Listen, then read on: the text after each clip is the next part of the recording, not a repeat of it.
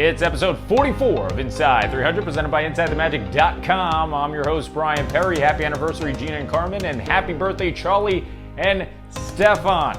Universal Studios had to delete a tweet the other day after many people found it offensive. We'll tell you what it was in a second because, like everyone else, we have screenshots. But our top story is about 3 new meetable villains coming to Disneyland as part of their Halloween festivities starting next month. We'll tell you who they are next. So let's start the clock. 3 brand new characters are headed to Disneyland and specifically California Adventure for the Oogie Boogie Bash, Disneyland Resort's Halloween nighttime event. First up in the teaser was a hint at a villain that dates back 26 years to Pixar's original film. It's Sid from Toy Story. The next cruel character was one we may have seen before, but in a much different light. Cruella from the live-action Cruella will be present. Obviously, the cartoon version of the character has been in the parks for years, but this will be the first glimpse at the fashion icon based on Emma Stone's portrayal earlier this year. Finally, and perhaps the most surprising, was a reveal that Agatha Harkness from WandaVision would also get a spotlight in the park.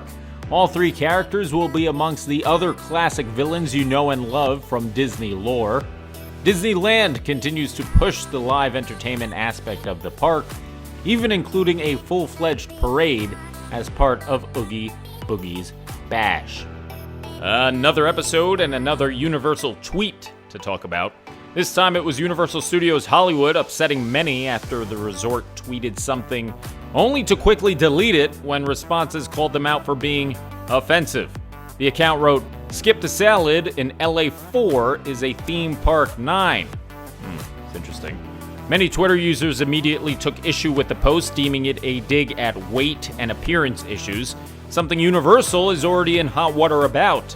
The park's newest slow-moving dark ride, The Secret Life of Pets, has restraints on par with a thrill ride, making it extremely restrictive for many people.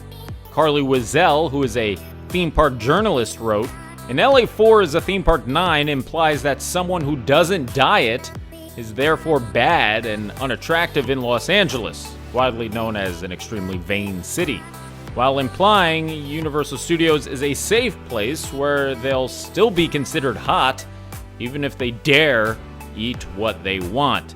You know, I mentioned it in our last episode how Universal's social media teams often poke fun at Disney's missteps. Let's just say if the roles were reversed and Disney was deleting a tweet that many deemed offensive, Universal would be salivating at the opportunity to jump in on the fun. Unfortunately, based on Disney's social media history, I'd be floored if they said anything in response to this situation.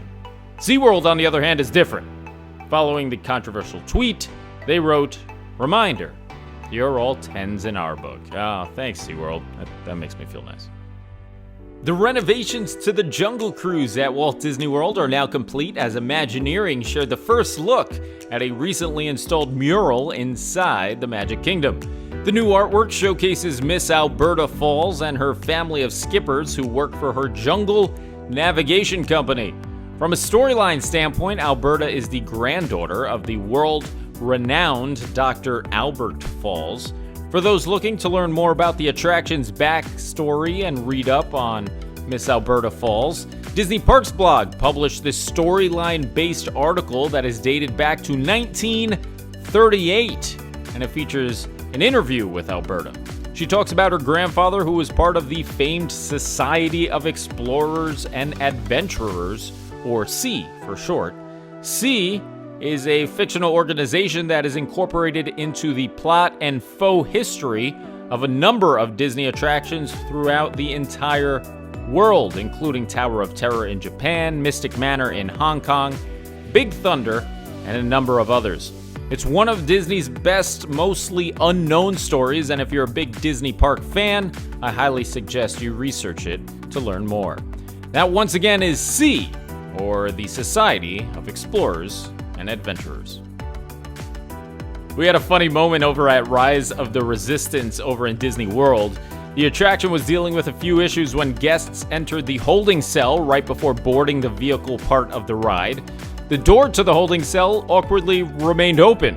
when Kylo Ren began to interrogate them. A First Order cast member came into the room to amusingly talk to Kylo and point out how the guests, or I guess prisoners, weren't paying attention. Here comes the best part.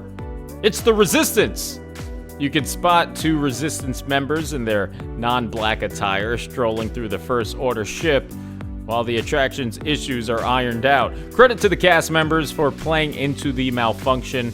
Disney trains their cast for situations like this, and the storytelling, whether scripted or off the cuff, is what separates the parks from the rest.